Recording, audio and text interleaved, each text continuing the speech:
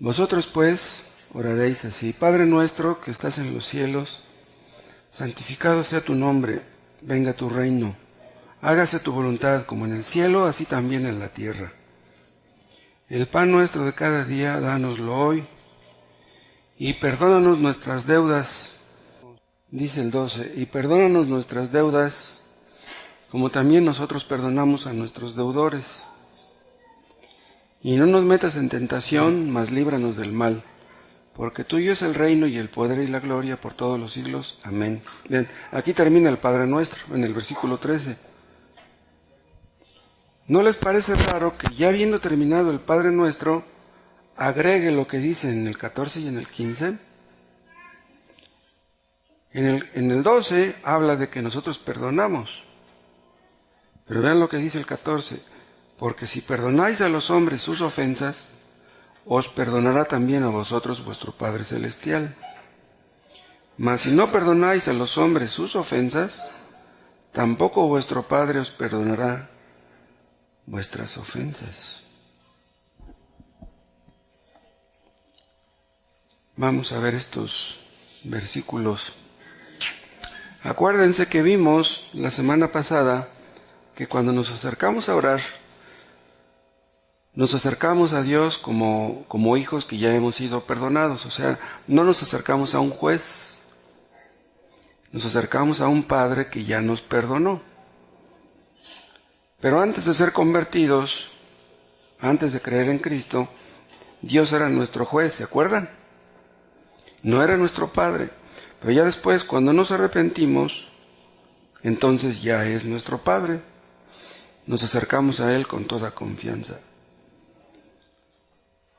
Veíamos en semanas anteriores que los paganos también oran, ¿se acuerdan? Pero veíamos que sus oraciones no llegan a la presencia de Dios. Dios no escucha las oraciones de los inconversos. ¿Qué es lo que impide que sean escuchadas sus oraciones? Es su pecado. Entonces, el pecado es lo que hace que sus oraciones no sean escuchadas. Pero, vean, las oraciones de los creyentes son estorbadas cuando no confesamos nuestro pecado. O sea, nuestro pecado impide nuestra comunión con Dios. Veíamos el caso de David, ¿se acuerdan? Cuando David pecó, Dios no dejó de ser su Dios. Dios seguía siendo su Dios. Pero en esos días, muchos días, por cierto, David no tenía comunión con Dios, no tenía cara para presentarse delante de Dios, ni al templo iba. ¿Qué fue lo que impidió que David tuviera comunión con Dios? Su adulterio. Pero entonces, ¿nosotros seremos estorbados en nuestra comunión con Dios solamente si caemos en adulterio? No. Cualquier pecado que los creyentes cometan puede impedir su comunión con Dios. Pero vean lo que dice Juan en 1 de Juan capítulo 1.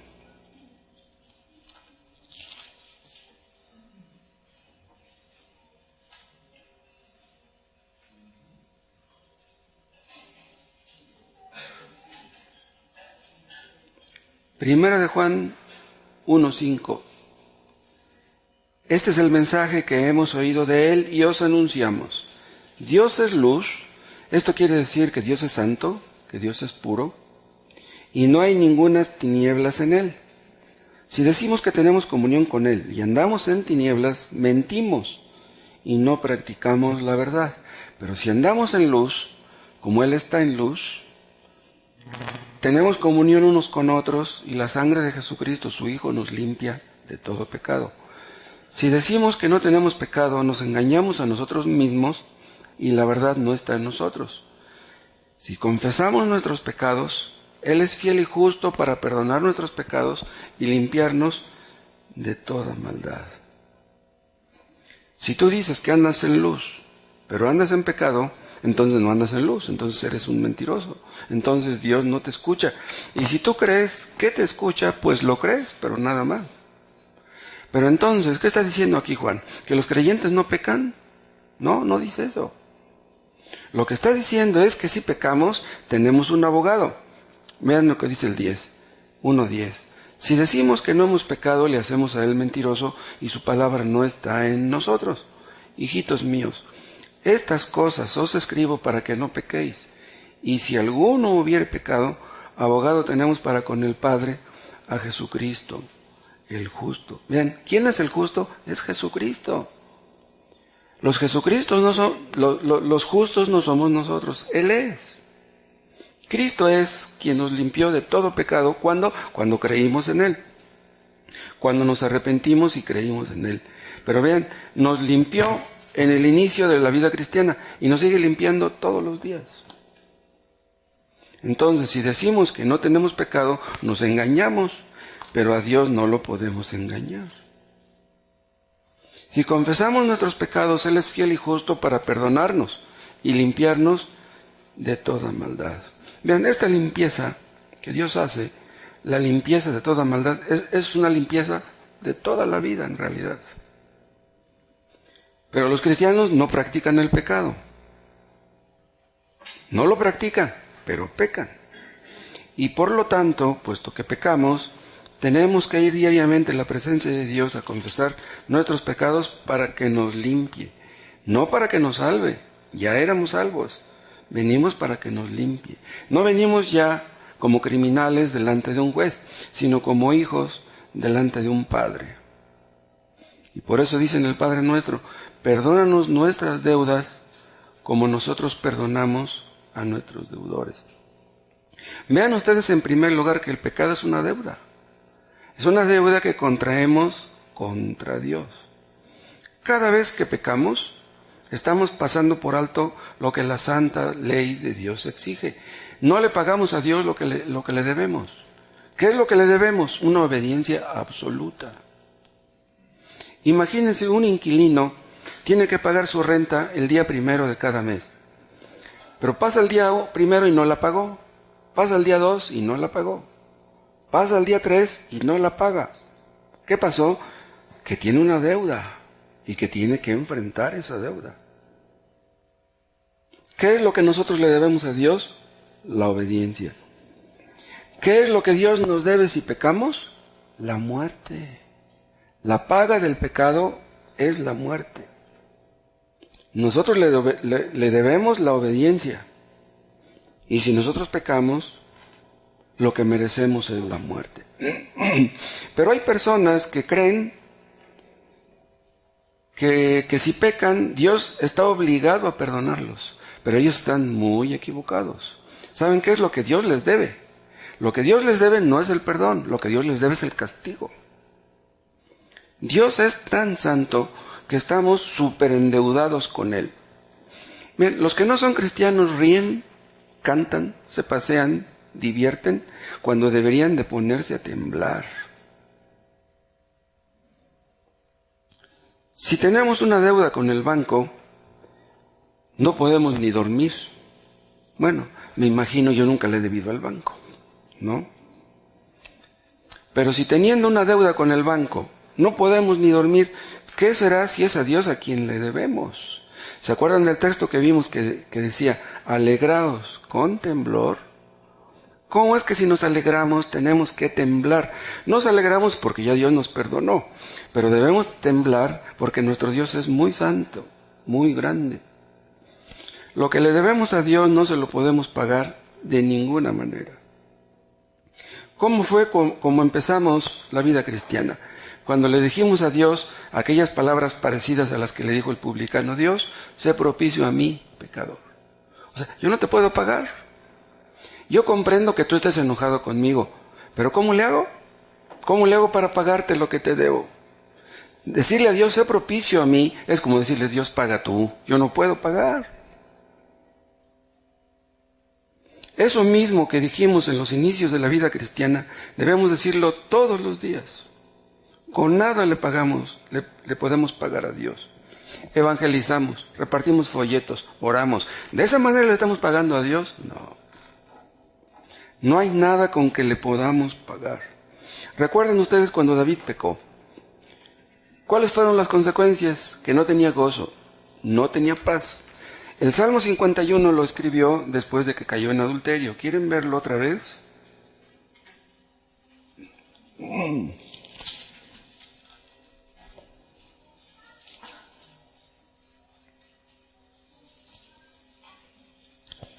Salmo 51 dice el versículo 8. Hazme oír gozo y alegría, y se recrearán los huesos que has abatido. ¿Por qué dice hazme oír gozo y alegría? Porque no tenía gozo ni alegría. Dice, y se recrearán los huesos que has abatido. O sea, se sentía mal en su alma y en su cuerpo. El problema era su pecado. Las consecuencias las resintió tanto en su alma como en su cuerpo. Al decir hazme oír gozo y alegría, quiere decir que él se sentía muy triste porque había pecado. Pero la tristeza que David sentía, ¿pagaría por su pecado? Si nosotros pecamos y derramamos ríos de lágrimas por haber pecado, ¿nuestras lágrimas van a borrar nuestra deuda? De ninguna manera.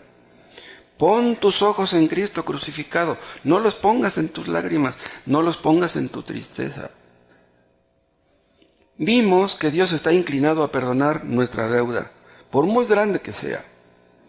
Vimos el texto que dice que Él es bueno y perdonador, y misericordioso para con todos los que le invocan. Entonces, debes arrepentirte, debes confesar tu pecado, porque si no lo confiesas, no serás perdonado. Vimos también que Dios Él es el único que tiene potestad para perdonarnos. Dios es el único que nos puede perdonar. Los sacerdotes hicieron mucho daño a través de la historia, haciéndole creer a la gente que ellos podían perdonar. El único que puede perdonar es Dios. Por eso dice David, contra ti solo he pecado. ¿Pero por qué dijo eso David? ¿Acaso no había pecado también contra Betsabé y contra Uría Eteo? Sí.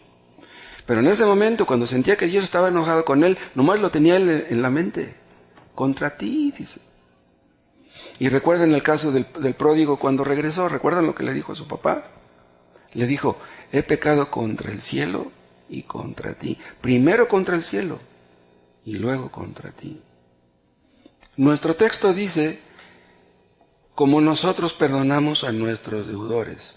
Es tan importante este asunto que ya les mencioné que agregó los versículos 14 y 15 al Padre Nuestro. Por si no hubiera sido suficiente lo que ya dijo en el 12. Es la única petición que Cristo amplía, vean ustedes. No dice, no amplía el venga tu reino, ni el hágase tu voluntad, ni danos el pan de cada día. No, lo que amplía es este asunto de que si no perdonamos a los hombres, Él tampoco nos va a perdonar a nosotros.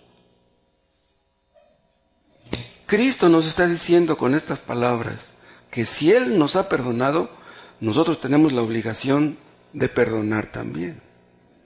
Un día ustedes se presentarán delante de Dios y van a ser juzgados. ¿Pero cómo esperan ser juzgados? ¿Por un juez o por un padre? Un hombre perdonado delante del Padre, pues se va a presentar delante del Padre. Pero si tú no has sido perdonado, te presentarás delante de Dios como un juez. Entonces, hay una estrecha relación entre el perdón que Dios nos ha dado con el perdón que nosotros debemos dar a los que nos han ofendido. Son dos cosas que no podemos separar. Si ustedes están realmente interesados en su salvación, si ustedes nunca han sido salvos, escuchen con atención, por favor, todo esto. Vamos a ver la relación que existe entre el perdón de Dios y el nuestro. ¿Por qué tenemos que profundizarnos en el asunto? Porque estos versículos han sido malinterpretados. Vamos a ver qué no significan estos versículos. Y después vamos a ver qué sí significan. Vean otra vez cómo dice el 14. Porque si perdonáis a los hombres sus ofensas, os perdonará también a vosotros vuestro Padre Celestial. Mas si no perdonáis a los hombres sus ofensas, tampoco vuestro Padre os perdonará vuestras ofensas. Está diciendo Cristo aquí, Mateo 6:14. Está diciendo Cristo aquí que el perdón de Dios lo podemos ganar perdonando a los que nos ofenden. ¿Será posible eso? Vean, si fuera así el asunto, Cristo no hubiera dicho, vean otra vez el 12, y perdónanos nuestras deudas como nosotros también perdonamos a nuestros deudores. No lo hubiera dicho así. ¿Saben cómo lo hubiera dicho? Perdónanos nuestras deudas debido a que nosotros perdonamos a nuestros deudores. Señor, si tú estás viendo que yo ya he perdonado, tú tienes la obligación de perdonarme. Pero no dicen estos versículos. El perdón que los creyentes que hemos recibido, ¿lo recibimos por algo que hicimos? No, el perdón es gratuito. Somos salvos por la gracia que nos ha regalado Cristo Jesús. ¿Quién merece la gracia? Nadie. La palabra gracia es una contradicción con el hecho de que podamos merecerlo. Nadie puede merecer el perdón, nadie puede merecer la gracia. Entonces, la salvación es por gracia, el perdón es por gracia, las dos cosas. Ni la salvación se compra, ni el perdón tampoco. Además, hemos visto en más de una ocasión que la gracia de Dios es soberana. ¿Qué quiere decir eso? Que Dios le da su gracia a quien quiere. Dios no está obligado a darle la gracia a nadie, y el perdón tampoco. Conocen ustedes de memoria Efesios 2, pero para beneficio de los que no lo conocen, 2:8, vamos a verlo de nuevo. Efesios, capítulo 2,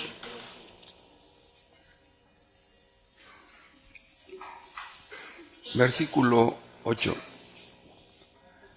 Porque por gracia sois salvos, por medio de la fe. Dice, y esto no de vosotros, pues es don de Dios.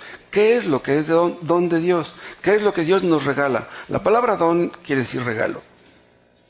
Dice, esto no de vosotros. ¿Cuál es esto? La gracia, la salvación y la fe. Todo el paquete. Ahí en la primera frase del versículo 8 menciona tres cosas, vean. La gracia, la salvación y la fe. Y al decir esto se refiere a las tres cosas. La gracia es un don, la salvación es un don y la fe es un don. Y eso lo podemos comprobar con algunos cuantos versículos. Y si esto no es suficiente para que lo entendamos, ve lo que dice el 9. No por obras, para que nadie se gloríe. La salvación no es por obras. El perdón no es por obras. La fe no es por obras. Todo el paquete es un don de Dios. Y por si esto fuera poco, vean lo que dice Pablo en Romanos 11.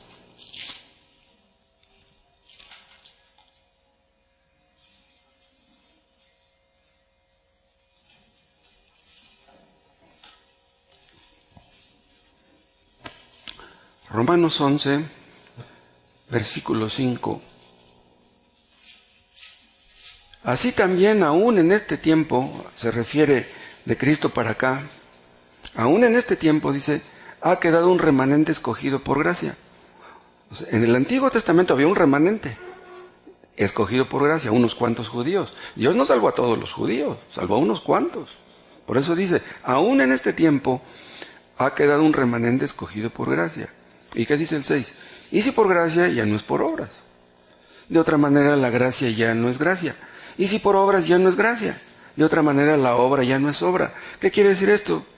Bueno, en síntesis, quiere decir que la fe, que la gracia y las obras no se pueden mezclar. O somos salvos por la gracia, o somos salvos por las obras. No podemos serlo por una mezcla de ambas cosas.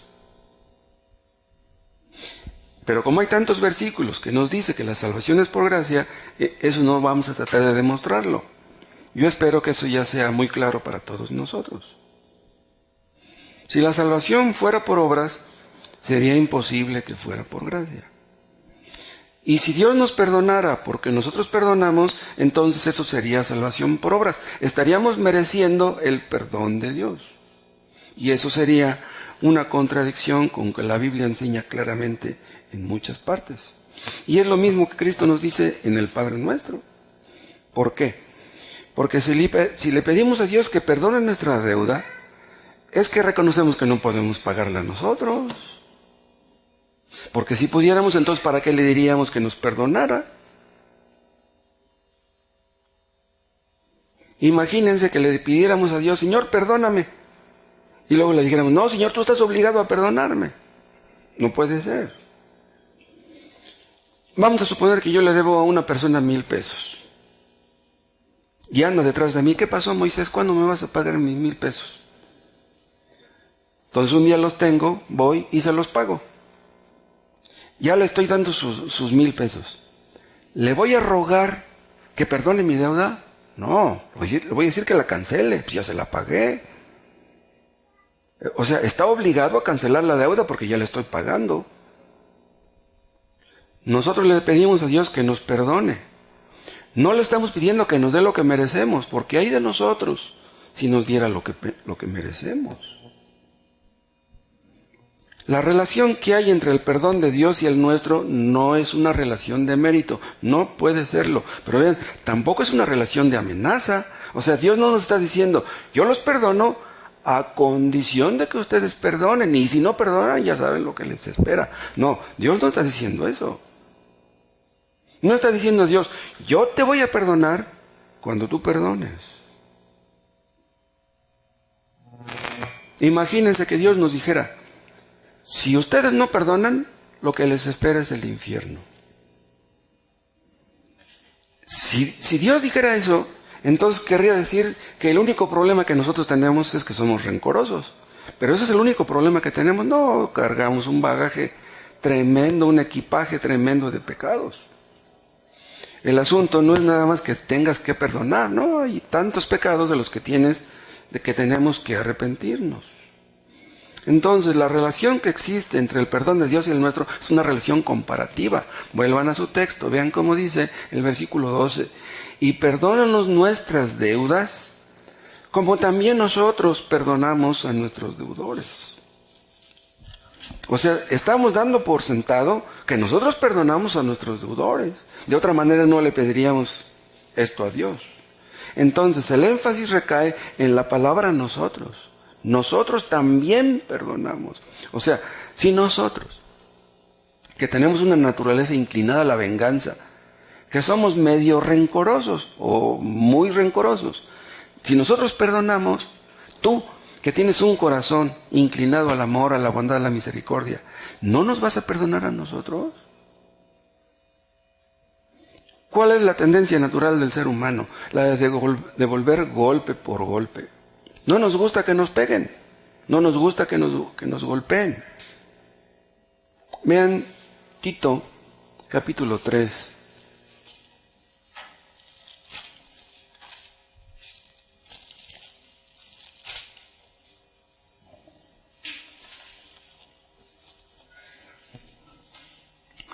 Tito 3,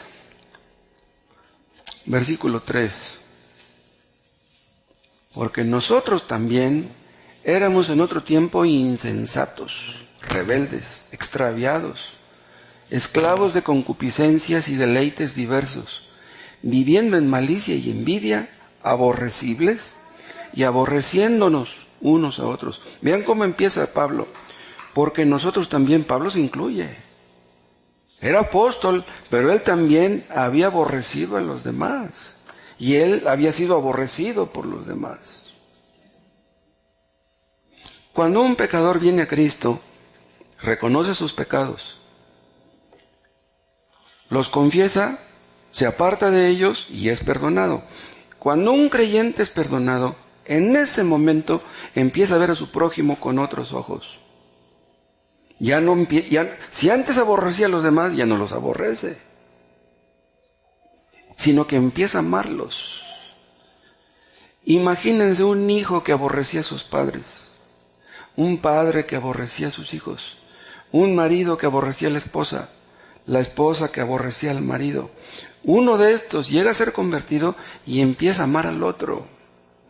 Ahí es donde se empieza a ver cuando una persona es convertida, cuando empieza a amar. Acuérdense del caso de los de Saulo de Tarso. Antes de ser convertido, aborrecía a los cristianos. Pero ¿qué pasó? Se convirtió y luego empezó a amarlos. ¿Cómo les dice? Cuando un cristiano empieza a amar a los que antes aborrecía, se da cuenta que eso es algo que no decidió. Si ustedes aman a su prójimo, ¿eso es algo que ustedes decidieron? Si ustedes aman a sus enemigos, ¿eso es algo que ustedes se propusieron hacer? Imposible. ¿Se acuerdan que vimos este tema del amor a los enemigos? Solamente los cristianos pueden hacer eso. Un inconverso es imposible que ame a sus enemigos. Existen inconversos que tratan de imitar ciertas cosas que hacen los cristianos, ciertas cosas que ven en ellos. Pero el amor a los enemigos es imposible que lo imiten. Eso no puede hacerlo un inconverso. Inténtenlo. Intenten ustedes amar a sus enemigos, a ver si pueden. Vean Efesios, capítulo 5.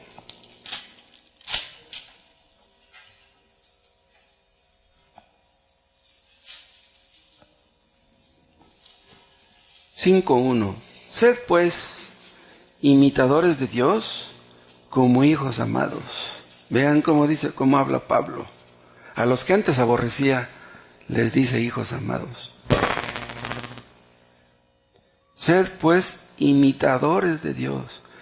¿En qué sentido tenemos que imitar a Dios? Acuérdense, Dios ama aún a sus enemigos. Hace salir su sol sobre buenos y malos. Hace llover sobre justos e injustos. Entonces debemos imitarlo. Dice, como hijos amados. Entonces, si Él es nuestro Padre Celestial y nosotros somos sus hijos amados, debemos seguir su ejemplo. Debemos amar a nuestros semejantes, escuchen, no por lo que son. Debemos amar a nuestros semejantes pese a lo que son. ¿Quién está llorando?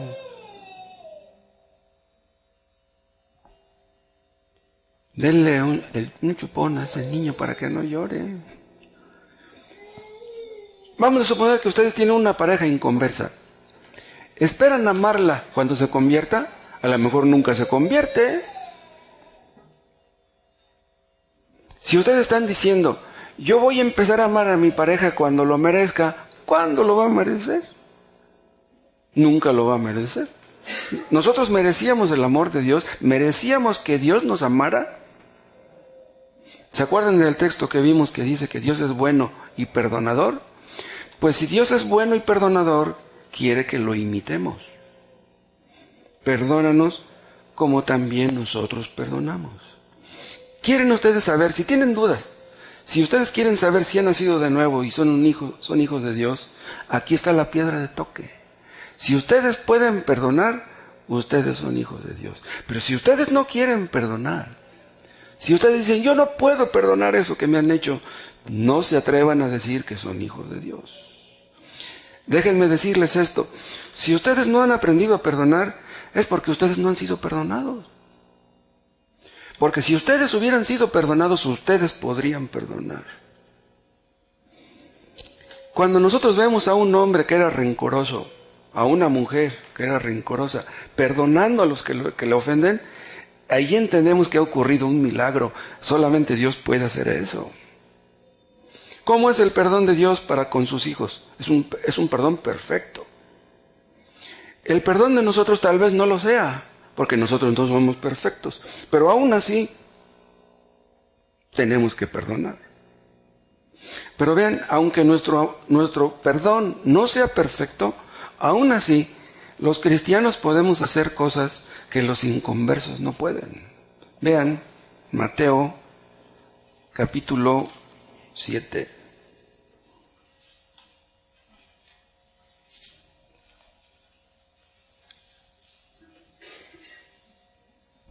Mateo 7, versículo 11. Pues si vosotros, siendo malos, sabéis dar buenas dádivas a vuestros hijos, ¿cuánto más? Vean, esta es una frase comparativa. ¿Cuánto más vuestro Padre que está en los cielos dará buenas cosas a los que le pidan?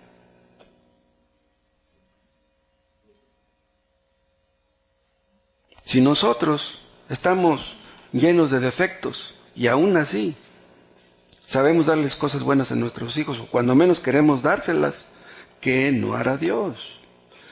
Si nosotros entendemos que Dios nos ama, que Dios nos bendice ricamente aunque no lo merecemos, vean, eso nos obliga a perdonar nosotros. ¿Qué es lo que merecíamos antes de ser convertidos? La muerte. Pero también entendemos que Dios tuvo misericordia de nosotros. Entonces, si a ustedes ya les cayó el 20 y entienden que han sido perdonados y que han sido hechos hijos de Dios, ¿no pueden ustedes perdonar a los que los ofenden? Yo me pongo a pensar, ¿es posible que Dios haya tenido misericordia de mí y haya perdonado todos mis pecados? ¿Es posible eso? Recuerden por un momento la parábola del hijo pródigo. Hay algunos que dicen que esa parábola debiera de llamarse más bien la parábola del Padre misericordioso. El hijo malvado le pidió a su padre la herencia. No voy a esperar a que te mueras. Yo quiero mi dinero ahora. Y el padre no discutió con el hijo, le dio su herencia. ¿Qué hizo el pródigo? Malgastó el dinero con rameras, con amigos viciosos. ¿Y cómo terminó? Cuidando cerdos. El trabajo más degradante que había en aquel tiempo. Tocó fondo, ya no podía caer más bajo. ¿Y qué pasó cuando tocó fondo? Que volvió en sí, que se acordó que tenía un padre y pensó volver con él, pero ya no pidiéndole que fuera su padre. Dice, le voy a pedir trabajo. Me conformo con que me dé trabajo. Sus trabajadores no les falta comida, pues yo voy a ir a que me dé trabajo. Pero él sabía que ni trabajo merecía. Llegó humillado delante de su padre. Llegó oliendo a cerdo. Así sucio como estaba, ¿qué hizo el padre? El padre estaba esperando su regreso. Parece decir el griego que estaría como en la azotea, viendo a ver si regresaba su hijo, y que lo ve desde lejos, conocía su forma de caminar. Vendría mal vestido y andrajoso, pero dice, ese que viene allá parece mi hijo. Se bajaría del techo y se echó a correr y abrazó a su hijo, así apestoso como estaba. El padre del pródigo no estaba pensando en lo que su hijo le había hecho. El padre estaba pensando en el hijo. Y esa parábola del hijo pródigo, ¿para qué la dijo el Señor? Para que supiéramos que Dios es bueno y perdonador. Para eso. Cristo vino a buscarnos. Es increíble esto. Dios espera que reconozcamos nuestro pecado, seamos creyentes o inconversos. A Dios le gusta que reconozcamos nuestro pecado. Vean 2 Corintios, capítulo 5.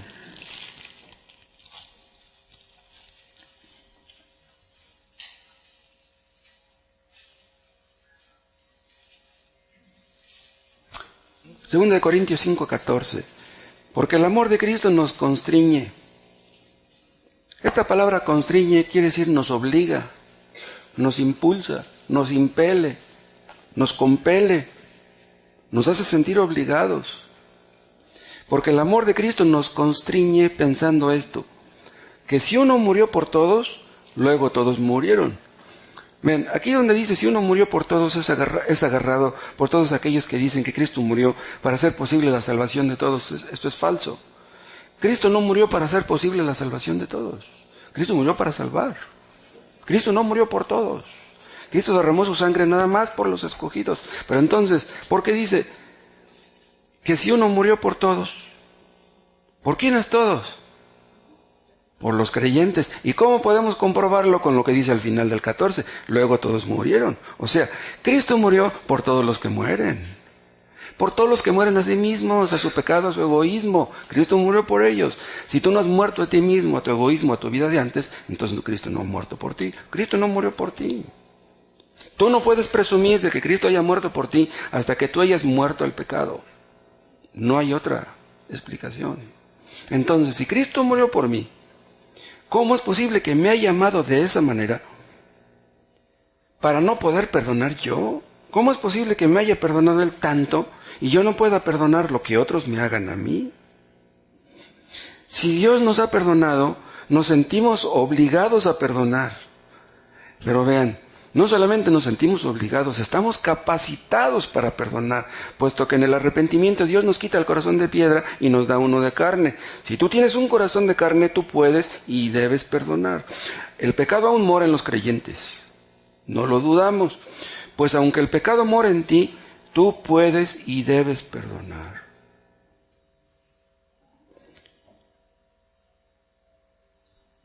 Yo era un miserable, de los peores pecadores, el peor. Y si Él tuvo misericordia de mí, yo no tendré misericordia de los demás. Yo no voy a perdonar a los que me ofenden. Si ustedes nunca se han sentido miserables, ustedes no han sido perdonados. Porque ese es uno de los requisitos.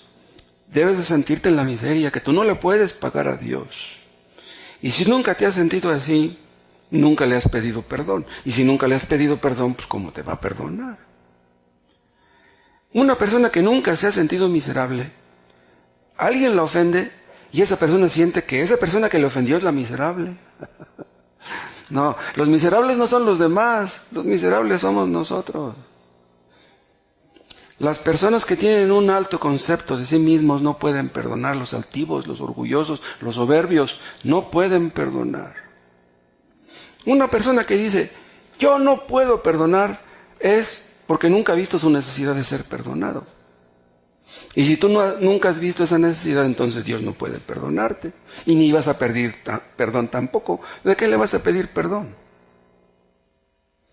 Si tú no puedes perdonar a los que te ofenden, es que nunca has visto la negrura de tu propio corazón. Pero si tú entiendes que Dios te ha perdonado todos tus pecados, tienes que entender también que no hay un pecado, por muy grande que sea, que Dios no pueda perdonar. Y si no hay un pecado, por muy grande que sea, que Dios no puede perdonar, hay un pecado muy grande que tú no puedes perdonar.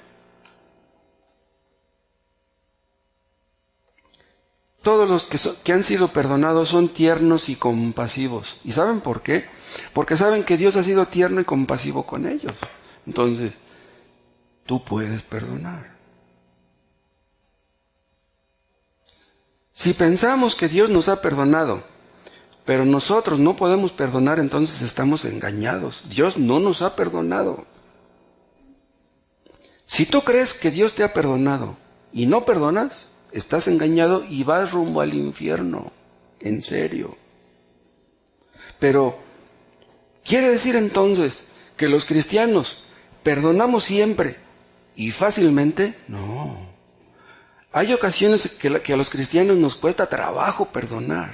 Luchamos por perdonar, pero a fin de cuentas perdonamos. Terminamos perdonando. Tenemos luchas, pero vencemos en la lucha. Es más, un creyente llega al punto, ¿saben de qué? De deleitarse en perdonar. Dios se deleita en perdonar. Vean Mateo capítulo 6.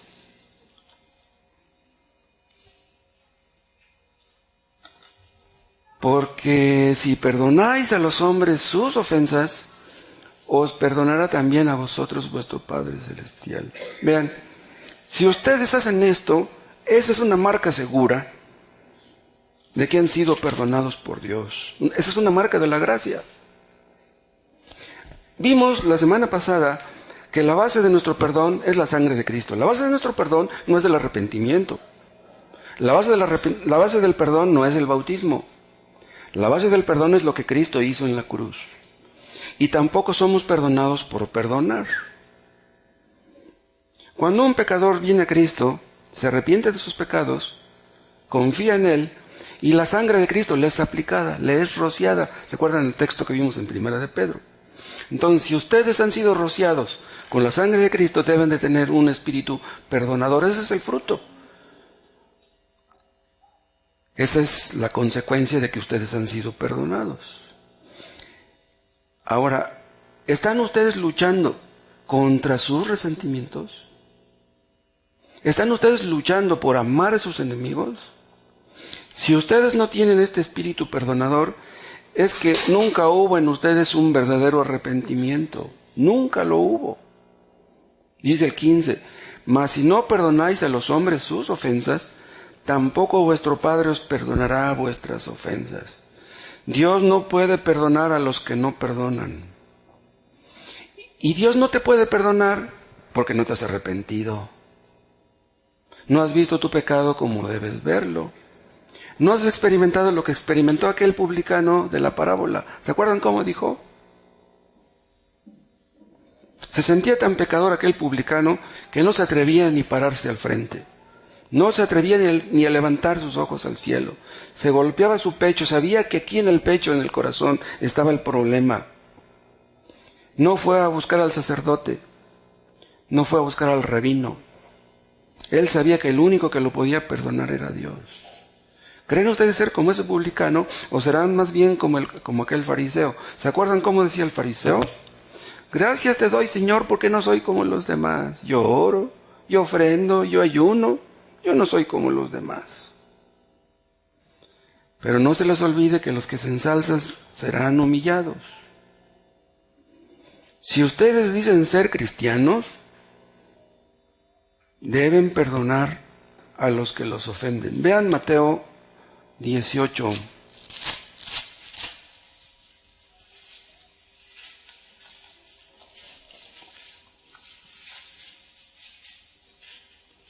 Dieciocho, 21. Entonces se le acercó Pedro a Jesús y le dijo, Señor, ¿cuántas veces perdonaré a mi hermano que peque contra mí? ¿Hasta 7? 7 se podría traducir como hasta lo máximo, ¿no? Pero, ¿por qué dice aquí, cuántas veces perdonaré a mi hermano que peque contra mí? ¿Hasta 7? Los rabinos decían que debemos perdonar hasta 3. 3 veces que te pidan perdón, hasta ahí es el límite, ya no puedes perdonar 4. Pero Pedro dice, no, pero yo creo que debo ir más allá, ¿hasta 7? Jesús le dijo, no te digo hasta 7, sino aún hasta 70 veces 7. Esto quiere decir que el perdón no debe tener límites. 70 por 7 son 490, pero si tu pareja te pide 490 veces, no nada más le vas a perdonar hasta ahí, debes ir hasta el infinito. Y para ilustrar el punto de que tenemos que perdonar, narra esta parábola a partir del 23, por lo cual el reino de los cielos es semejante a un rey que quiso hacer cuentas con sus siervos. Comenzando a hacer cuentas, le fue presentado uno que le debía 10,000 talentos. 10,000 talentos, ¿saben cuánto viene siendo ahora? Como 12 millones de dólares. Una deuda para este hombre imposible de pagar. Para este hombre. ¿Sí? Ahora, yo pienso que hay hombres que 12 millones de dólares no es nada, que lo pueden pagar ahora. Pero este hombre, y en aquel tiempo, no podía pagar. Era imposible que pagara esa deuda. A este, como no pudo pagar, ordenó su señor venderle y a su mujer e hijos y todo lo que tenía para que se le pagase la deuda, y ni así la iba a pagar. Entonces aquel siervo postrado le suplicaba diciendo, Señor, ten paciencia conmigo y yo te lo pagaré todo. Ven, estaba mintiendo. El señor de aquel siervo, movido a misericordia, le soltó y le perdonó la deuda. Vean, le perdonó 12 millones de dólares. Pero saliendo aquel siervo, a quien se le había perdonado tanta deuda, halló a uno de sus consiervos que le debían 100 denarios. Vean, esto era poco. En comparación con los 10,000 talentos, 100 denarios eran como 10 pesos. Esto no era nada. Y haciendo de él, agarrándolo del cuello, le abogaba diciendo, págame lo que me debes. Entonces su consiervo, postrándose a sus pies, le rogaba diciendo, ten paciencia conmigo y yo te lo pagaré todo. O sea, sí se lo podía pagar porque era poco. Mas él no quiso, vean, no quiso perdonar poco dinero, sino fue y le echó en la cárcel hasta que pagase la deuda. Viendo sus consiervos lo que pasaba, se entristecieron mucho y fueron y refirieron a su señor todo lo que había pasado. Entonces, llamándole a su señor, le dijo, siervo malvado. Vean cómo ve Dios a los que no perdonan, como malvados. Dice, toda aquella deuda te perdoné porque me rogaste. ¿No debías tú también tener misericordia de tu consiervo como yo tuve misericordia de ti? Entonces su señor enojado le entregó a los verdugos hasta que pagase todo lo que le debía. ¿Cuándo le iba a pagar? Nunca. Así también mi Padre Celestial hará con vosotros si no perdonáis de todo corazón cada uno a su hermano sus ofensas. Ahora, ¿qué quiere decir perdonar de todo corazón? ¿Saben qué quiere decir? Quiere decir perdonar sinceramente. No estarle cantando al otro lo que nos hizo. Si ya perdonaste, olvida lo que te hicieron. Y si cuando estés orando te acuerdas de algo que te hizo aquella persona, saca de tu cabeza esos pensamientos. No pienses en lo que ya te hicieron. Acuérdate de lo que tú hiciste. No nos conviene estar pensando los pecados que otros han cometido contra nosotros. Nos conviene estar pensando más bien los pecados que hemos cometido nosotros en contra de otros. Y si Dios te ha perdonado tanto, ¿no puedes tú perdonar a aquella persona? Y si tú no perdonas de todo corazón, vas rumbo al infierno. Si Dios perdonó mis pecados tan negros, ¿quién soy yo para no perdonar? Pero vean otra cosa, la oración tiene siempre implicaciones morales. Por eso los inconversos no pueden orar. Los inconversos tratan de orar y no pueden. Tratan de buscar las palabras y se sienten como hipócritas. No todo el mundo puede orar. Dice el rey David en una parte, en uno de sus salmos: si en mi corazón hubiera yo mirado a la iniquidad, el Señor no me habría escuchado. O sea, si tú lo que deseas es pecar, si tú te detienes en el pecado, si tú andas en malos pasos, Dios no te escucha. Pero ven, Dios no se fija tanto en nuestras palabras. Dios se fija en nuestro corazón. Dice, si en mi corazón hubiera yo mirado a la iniquidad. El asunto no está que mires la iniquidad con tus ojos. El asunto es que los mires con tu corazón, que te detengas ahí. Ahora, vean esto y compárenlo con Marcos, capítulo 11.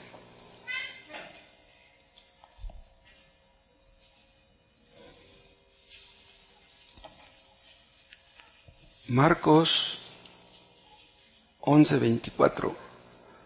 Por tanto, dice Jesús, os digo que todo lo que pidierais orando, creed que lo recibiréis y os vendrá. Pero vean lo que dice ahora. Y cuando estáis orando, perdonad si tenéis algo contra alguno, para que también vuestro Padre que está en los cielos os perdone a vosotros vuestras ofensas. Porque si vosotros no perdonáis, tampoco vuestro Padre que está en los cielos os perdonará vuestras ofensas. Si ya leímos algo parecido acá en Mateo, ¿por qué aquí lo repite? Ven, aquí no es el Padre Nuestro, es otro contexto. Entonces, ¿por qué dice acá Cristo palabras parecidas a las que ya dijo en Mateo 6? Vean, las cosas que Dios repite, las repite, ¿saben por qué? Porque son muy importantes. Vean, 1 de Timoteo 2.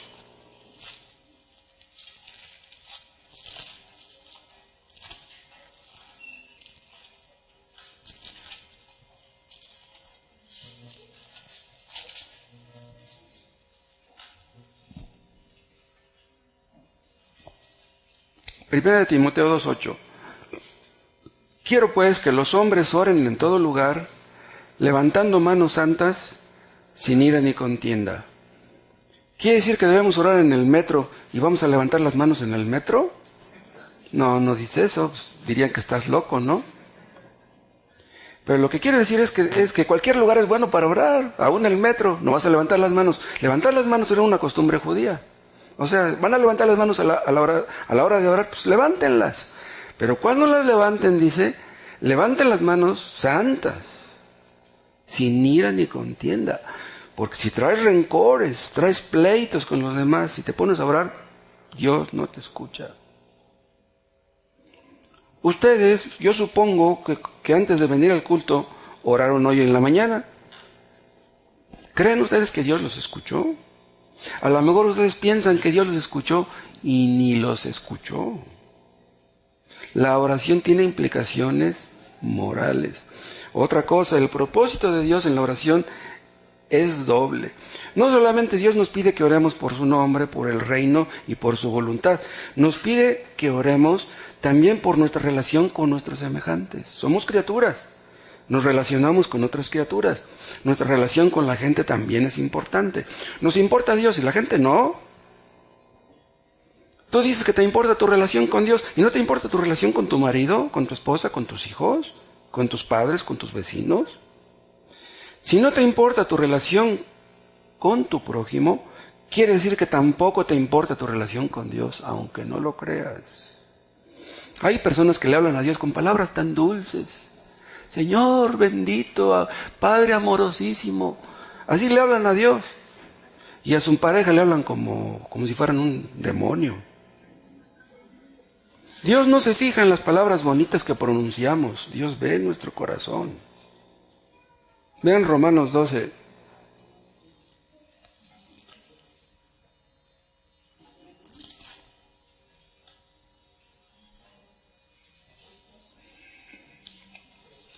Romanos 12, 17. No pagáis a nadie mal por mal, vean, a nadie.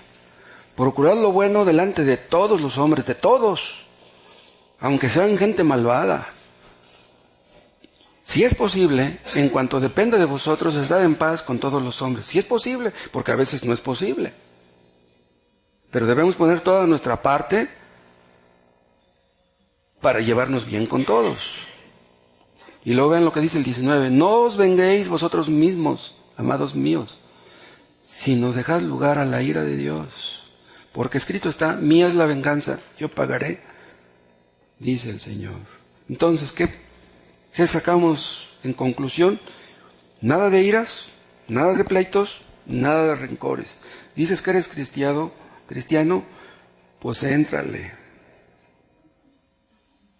Otra cosa, esta enseñanza sobre el perdón, tenemos que compararla con otras enseñanzas para llegar a una buena conclusión. Acuérdense ustedes que una buena regla de interpretación bíblica es comparar un texto con lo que dice otro.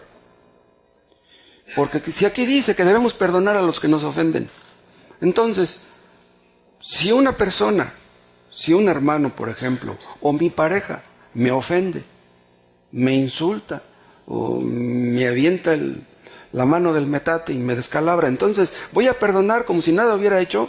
No. ¿Qué dice la palabra de Dios? Si tu hermano peca contra ti, ve y repréndele. Le perdonaremos si nos pide perdón.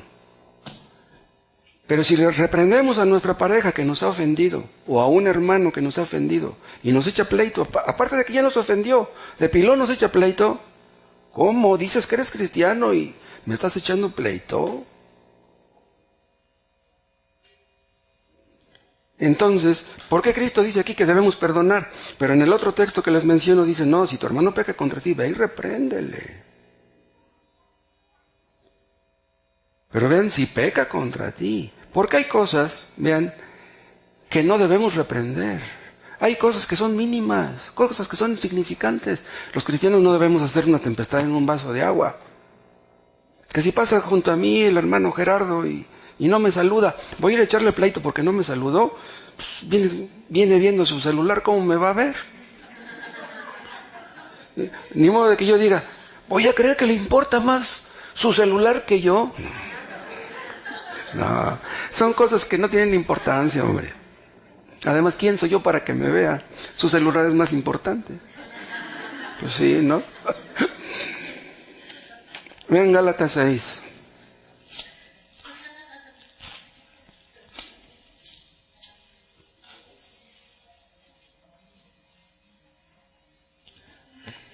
Gálatas 6:1.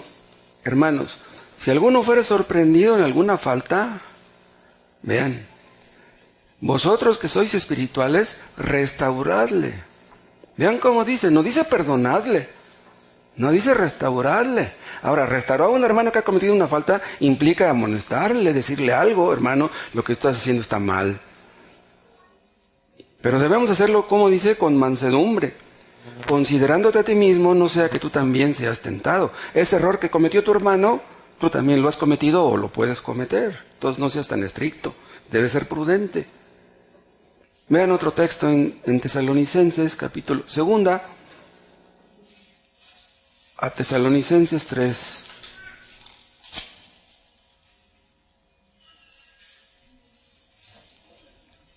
Aquí hay unos versículos tremendos, vean. 2 de Timoteo 3:6, Tesalonicenses 3:6. Dice, pero os ordenamos, hermanos, vean, es una orden, en el nombre de nuestro Señor Jesucristo, que os apartéis de todo hermano que ande desordenadamente. Vean, o sea, no se junten con ese hermano. Pero caray, pues ¿qué hizo ese hermano? Que ya no podemos juntarnos con él. Sigan leyendo. y no según la enseñanza que recibisteis de nosotros. Dice, porque vosotros mismos sabéis de qué manera debéis imitarnos, pues nosotros no anduvimos desordenadamente entre vosotros, ni comimos de balde el pan de nadie, sino que trabajamos con afán y fatiga y día y noche para no ser gravosos a ninguno de vosotros. Pablo trabajaba. Pablo no dependía de la gente, no andaba pidiendo limosna. ¿Los creyentes van a pedir limosna? Hay unos que dicen que son cristianos y se suben al camión a pedir limosna. ¿Cómo es posible eso? Dice el 9, no porque no tuviésemos derecho, sí lo tenía Pablo de pedir una ayuda, pero no usó de su derecho, sino por daros nosotros mismos un ejemplo para que nos imitaseis. O sea, si el hermano trabaja, pues yo con más razón voy a trabajar. Él es apóstol, no anda pidiendo dinero, pues ¿por qué voy a pedir dinero yo? Dice el 10, porque también cuando estábamos con vosotros os ordenábamos esto, si alguno no quiere trabajar, tampoco coma.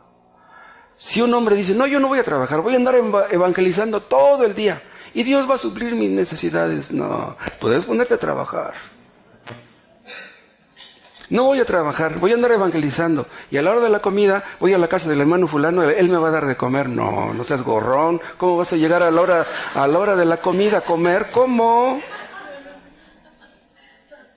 Dice el 11, porque oímos que algunos de entre vosotros andan desordenadamente, no trabajando en nada, sino entremetiéndose en lo ajeno. Pues andan ahí de metiches y de chismosos. Dice, a los tales mandamos y exhortamos por nuestro Señor Jesucristo que trabajando sosegadamente coman su propio pan. Los cristianos debemos evitar hacer todo lo posible por no ser carga para nadie. Y vosotros, hermanos, no os canséis de hacer bien. Pero vean lo que dice el 14, qué palabras tan tremendas. Si alguno no obedece a lo que decimos por medio de esta carta, a ese señaladlo y no os juntéis con él. Vean. No debemos juntarnos con los que dicen ser cristianos y no quieren trabajar, que no quieren mantener a su familia. Dice, para que se avergüence. Este versículo 14 es tremendo. Pero para que no vayamos a caer en los extremos, oís las cosas en el 15, dice, mas no lo tengáis por enemigo, sino amonestadle como hermano. Si no te juntes con él, dice, pero amonéstalo con calma. Entonces, eso de que debemos perdonar no contradice a estos versículos. Por último, déjenme decirles esto. Lo que dice nuestro texto de que como nosotros perdonamos a los que nos ofenden, también implica, ¿saben qué? Que entre nosotros como hermanos es posible que lleguemos a ofendernos. Desgraciadamente ha llegado a suceder. Pero si yo estoy orando de esta manera, perdónanos como nosotros también perdonamos, quiere decir que si un hermano vino y me pidió perdón, yo lo perdoné. O sea, yo estoy orando y yo le digo a Dios, Señor, el hermano fulano me ofendió, vino y me pidió perdón y yo lo perdoné, perdóname tú a mí. Ustedes que son casados, ¿se perdonan entre ustedes? ¿Esposos, esposas? ¿Se perdonan? ¿Se piden perdón cuando se ofenden? Un cristiano verdadero siempre pide perdón y siempre perdona. No me digan ustedes que son cristianos y que nunca se ofenden, porque yo no lo puedo creer. Hay personas que son tan soberbias que son incapaces de pedir perdón. Ustedes niños que están aquí, ya, bueno, los poquitos que hay, porque la mayoría están en la dominical, ustedes deben de pedirle perdón a sus padres. Y no nada más cuando ven el cinturón en la mano, no, pídanle perdón. Debemos pedirle perdón a nuestros hermanos en Cristo. Perdóname, hermano, por ir viendo el celular no te vi. No. Somos cristianos, pero no somos peritas en dulce. El asunto es que estemos dispuestos a pedir perdón. ¿Están ustedes dispuestos a pedir perdón? ¿Están dispuestos a perdonar si les piden perdón? Porque algunos tal vez piensen que son los demás los que deben de pedirles perdón a ustedes, pero ustedes no son capaces de pedir perdón. Los cristianos luchamos contra nuestro orgullo, luchamos contra nuestra soberbia constantemente. A veces se nos olvida, desgraciadamente, de dónde fuimos sacados. Se nos olvida qué tantos pecados Dios nos perdonó. ¿Alguna vez ustedes se han sentido sucios de los pies a la cabeza? Si ustedes nunca se han sentido sucios así, le pido a Dios que se los muestre. Porque si ustedes no se sienten pecadores, ustedes no le van a pedir perdón a Dios y no serán perdonados. Un pecador le pide perdón a Dios cuando ve su pecado como debe verlo. Algo monstruoso delante de un Dios tan santo. Los cristianos le pedimos perdón a Dios, ¿saben cuándo? Cuando Dios nos mostró nuestro pecado. Entonces empezamos a ver a Dios como muy santo y a nosotros nos vemos como muy pecadores. Y entonces, cuando Dios los perdone a ustedes, ustedes van a entender que le deben mucho a Dios y que nunca le podrán pagar. ¿Cómo le podemos pagar a Dios? Cuando ustedes entiendan que Dios ya los perdonó y que ustedes pueden perdonar, entonces se darán cuenta que ya tienen un corazón de carne. Los que tienen un corazón de piedra no pueden perdonar. ¿Se han arrepentido ustedes de todo corazón? ¿Lo han hecho? Si ustedes nunca se han arrepentido de todo corazón, háganlo ahora. Háganlo hoy. Dios los perdonará. Y cuando Dios los perdone, ustedes van a entender que ya Dios los perdonó y entonces van a perdonar a los demás, no antes.